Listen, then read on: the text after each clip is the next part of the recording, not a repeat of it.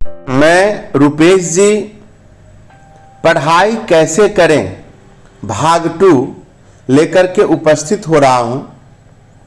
आज मूलतः हम लोग जानेंगे कि एक स्टूडेंट को किन चीजों से बचना चाहिए, मतलब अपने आप को बचाना चाहिए किन किन चीजों से।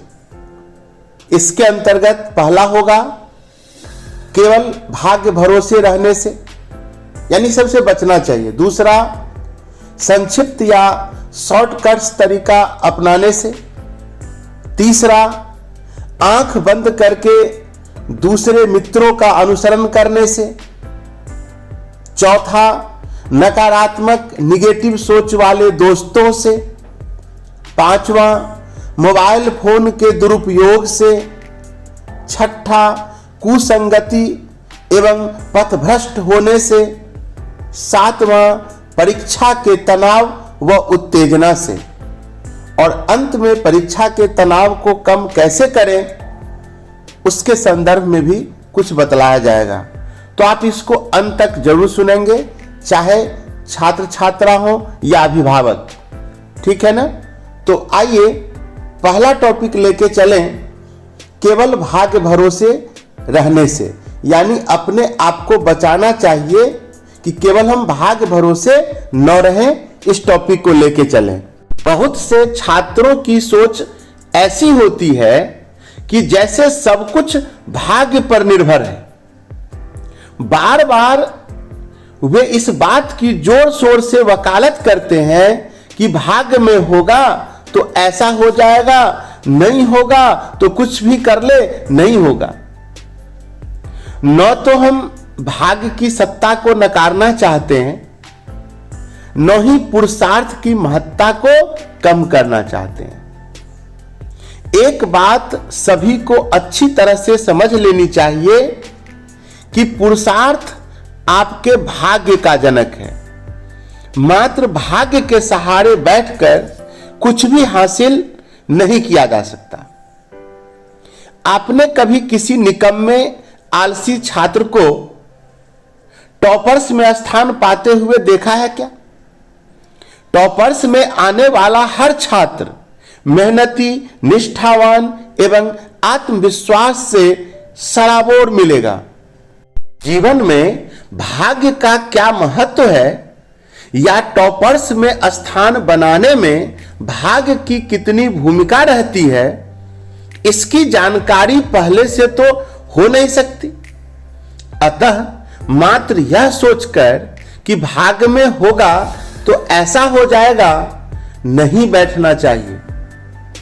आप पुरुषार्थ करें, जमकर मेहनत करें, स्वयं की सारी क्षमता योग्यता का दोहन करें। आपके लक्ष्य को प्राप्त करने में भाग्य स्वयं ही आपका साथ देगा। आपने किसी सफल व्यक्ति को या टॉपर्स में स्थान बनाने वाले किसी छात्र को भाग्य के भरोसे बैठकर इंतजार करते देखा है क्या? सबसे पहले है पुरुषार्थ, कठिन मेहनत, ईमानदारी से अपनी योग्यता क्षमता का दोहन, लक्ष्य प्राप्ति हेतु दृढ़ संकल्पित होकर स्वयं को खपाना। इन सब के बाद जरूरत होती है भाग्य की। भाग्य यदि ऐसे पुरुषार्थी के पास नहीं जाएगा तो क्या किसी नकारे आलसी के पास जाएगा? आपने जुए में लाखों रुपए जीतने वाले व्यक्ति अवश्य देखे होंगे। बिना मेहनत के प्राप्त संपत्ति या धन कभी अस्थायी नहीं रहता। वह जुआरी शीघ्र ही बड़ी राशि हार कर घर की जमा पूंजी भी जुए में दांव पर लगाकर पैसे पैसे के लिए मोहताज हो जाता है। तो भाग्य के भरोसे मिलने वाली सफलता अस्थायी और रुचिकर एवं व्यर्थ ही है।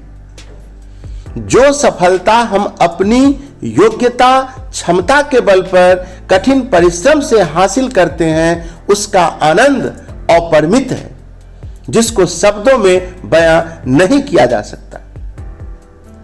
आपकी सुनिश्चित सफलता में कड़ी मेहनत सुनियोजित कार्य, आत्मविश्वास एवं दृढ़ इच्छा शक्ति बहुत अहम भूमिका अदा करते हैं। अतः केवल भाग्य भरोसे मत रहें। हम लोग जब बच्चा थे तो कुछ लोग कहते थे, जो पढ़े लिखे नहीं होते थे वो भी, कि जो भी पढ़तम वो भी मरतम, और जो नहीं पढ़तम वो भी मरतम, काहेला इतना मेहनत करतम। इस तरह की भाषा का यूज करते थे। यानी वो आलसी और निकम्मे किस्म के व्यक्ति इस तरह की भाषा का यूज करते थे। तो इस तरह से भाग्य के भरोसे नहीं रहना चाहिए। दूसरा है, अपने आप को बचाना चाहिए संक्षिप्त या शॉर्टकट्स तरीका अपनाने से।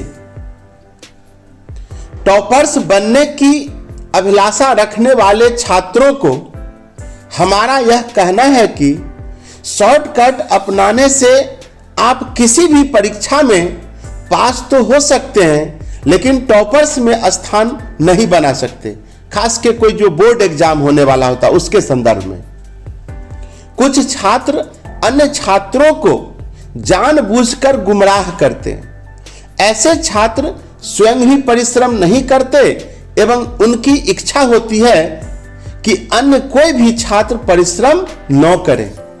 वे उल्टी सीधी बातें बताकर, गलत सही उदाहरण देकर अन्य छात्रों को यह समझाने का प्रयास करते हैं कि पिछले 5-7 वर्षों के पेपर्स में आने वाले प्रश्नों को बहुत अच्छी तरह से तैयार कर लें, तभी आपके 95 से ऊपर टॉपर्स में स्थान बनाने के लिए जो अंक हो सकता है आ सकते हैं।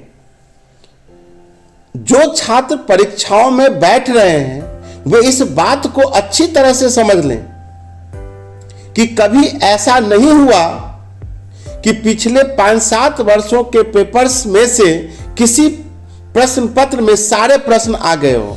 हाँ, इक्का दुक्का आ जाते हैं, आधा आ गए होंगे, लेकिन पूरा वही आ जाएगा, ऐसा नहीं हुआ है। फिर प्रतियोगी परीक्षाओं में तो कई बार पेपर का पूरा पैटर्न ही बदल जाता है।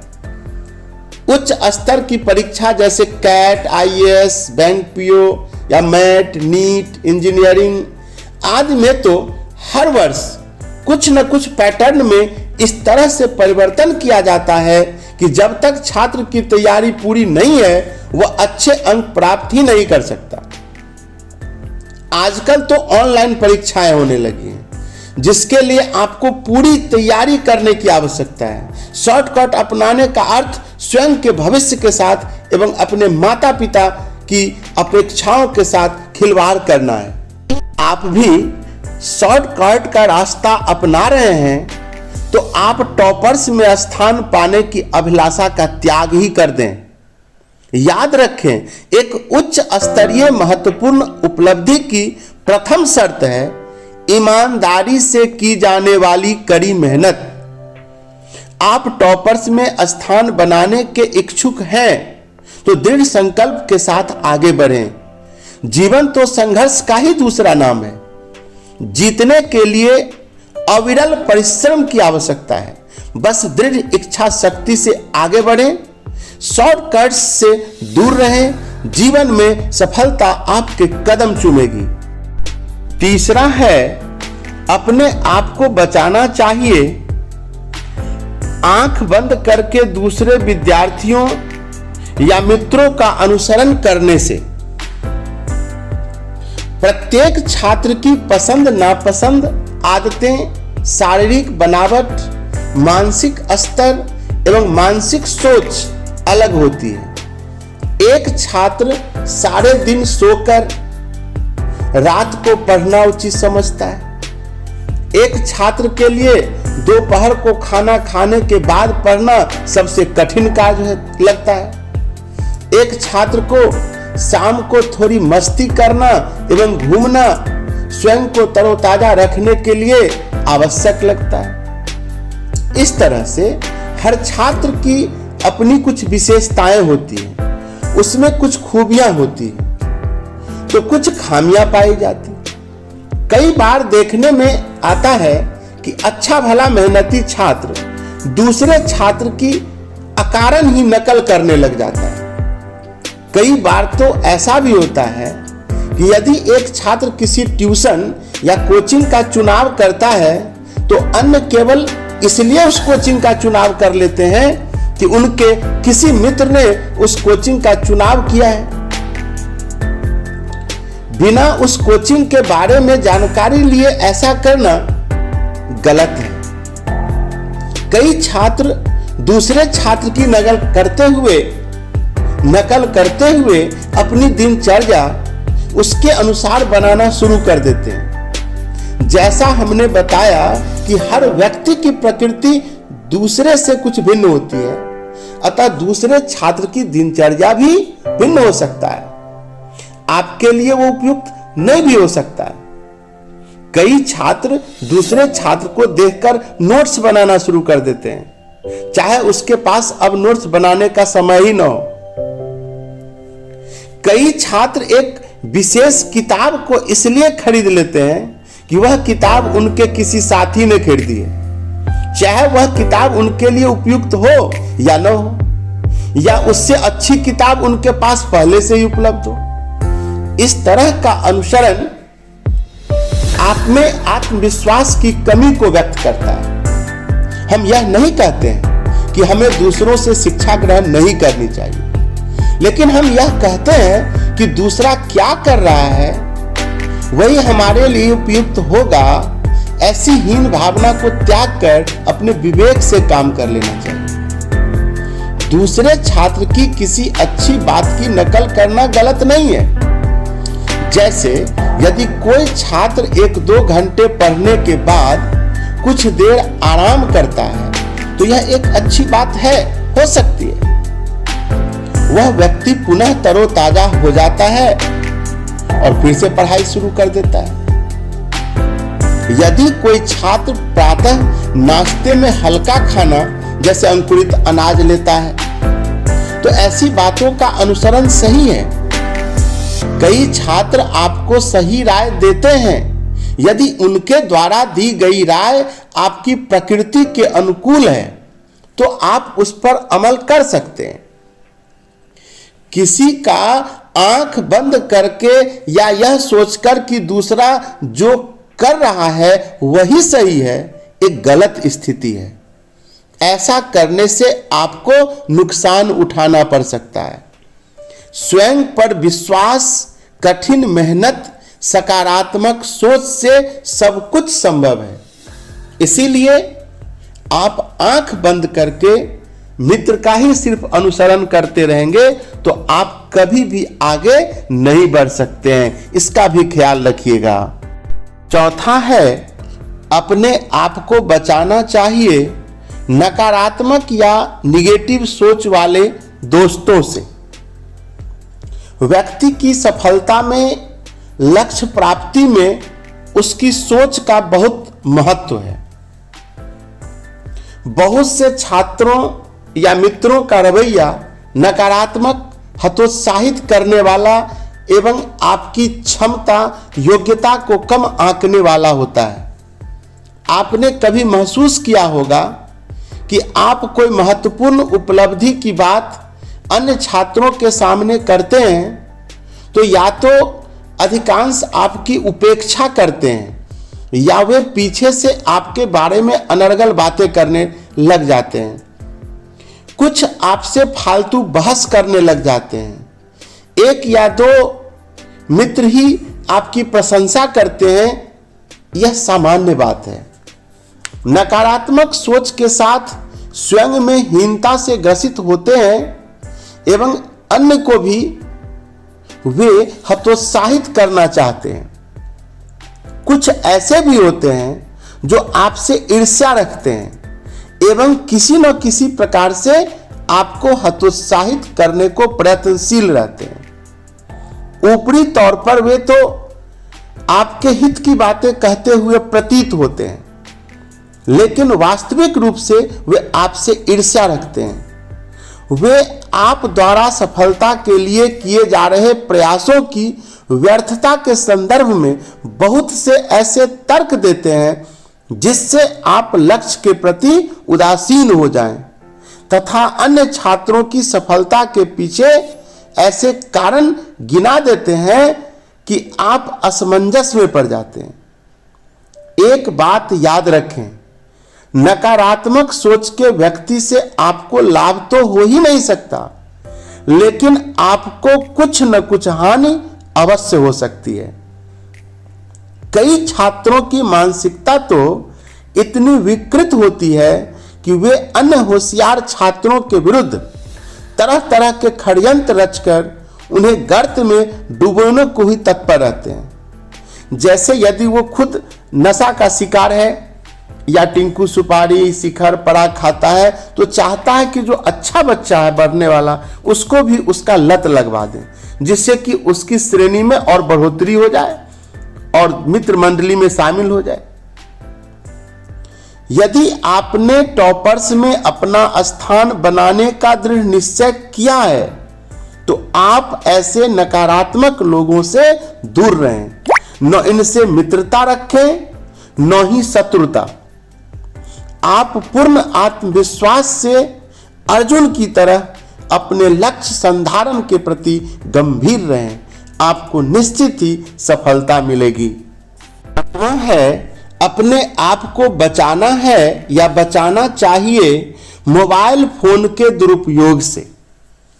यदि आप विद्यार्थी हैं तो मैं मानता हूं कि अभी का जो टेक्नोलॉजी का समय है उसमें मोबाइल आवश्यक है, परंतु मोबाइल का अगर दुरुपयोग हम करने लगे कि मोबाइल आपके माता पिता पढ़ाई के नाम पर आपको दिए हों और आप ऑनलाइन या जो भी क्लासेस आप करने के बजाय गेम खेलने लगे, अनाप शनाप वीडियो या कोई फिल्म देखने लग जाए, तो इससे तो आपको बचना चाहिए, क्योंकि इस तरह का प्रयोग ही तो दुरुपयोग होता है। मोबाइल में दुनिया का सब कुछ है।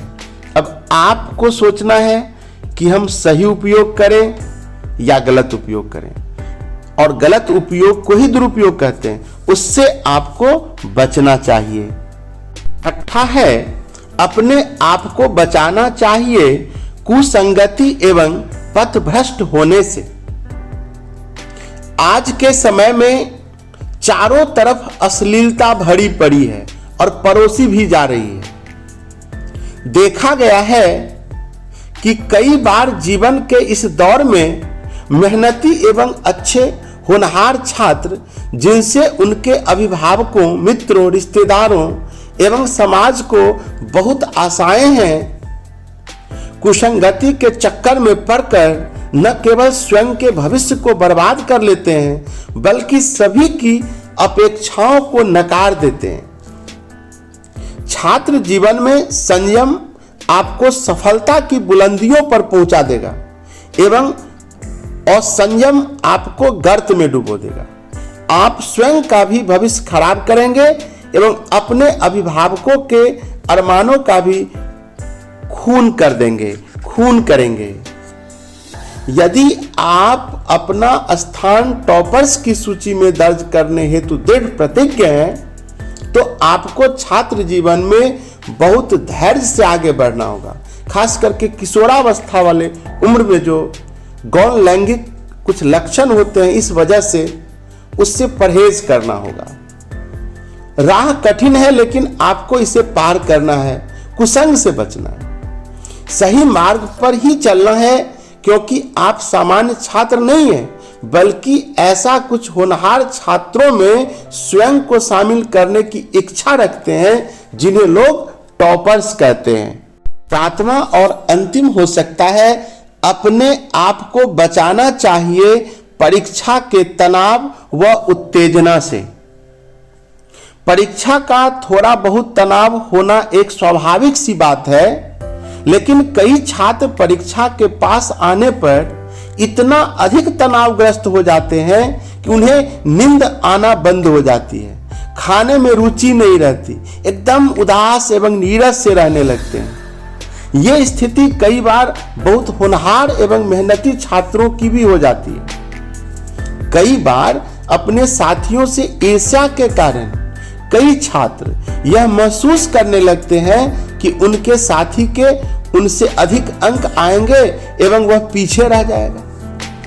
कई बार ईर्ष्या जनित यह भय इतना बड़ा रूप ले लेता है कि उसे सिर्फ उसके दोस्त या मित्र द्वारा की जा रही पढ़ाई का ध्यान रहता है। वह केवल यह देखने लगता है कि उसका मित्र किस किताब से पढ़ रहा है, कब सो रहा है, कब जाग रहा है।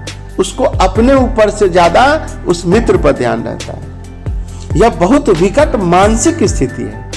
ऐसी स्थिति वाला छात्र खूब मेहनत करने के बावजूद, सब कुछ ठीक होने के बावजूद सफलता की बुलंदियों से बहुत दूर हो जाता है।